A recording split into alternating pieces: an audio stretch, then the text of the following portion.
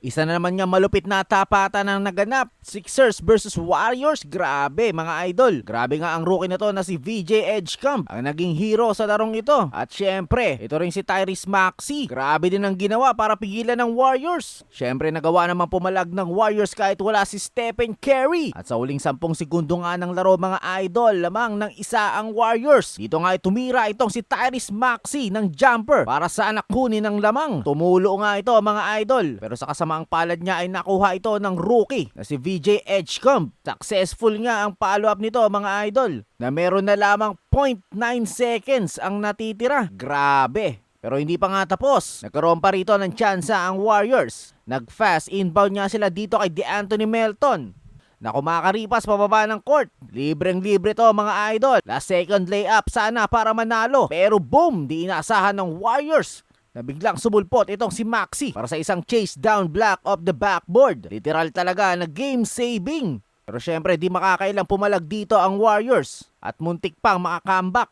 Biruin mo 24 points down ang Warriors. Oo, 24 mga idol. Pero nakabalik sila kahit wala ang kanilang dalawang top scorers. Walang Stephen Curry, walang Jimmy Butler. Tapos midway through the game, na-injure pa si Draymond Green. Grabing pasakit to sa Warriors mga idol. Pero kahit kulang, nagawa pa rin ng Warriors maka 15-0 run at naagawa ng himala para makadikit dito sa Sixers. Pinangunahan niya ito ni Pat Spencer na gumawa ng 16 points. Habang nagbalik action naman itong si DeAnthony Melton na gumawa ng 14 points sa kanyang season debut matapos ma-injury galing ACL tear. Para naman sa Philadelphia, bumalik na nga si Joel Embiid matapos ang injury. Pero malamig pa ang production na may 12 points lamang.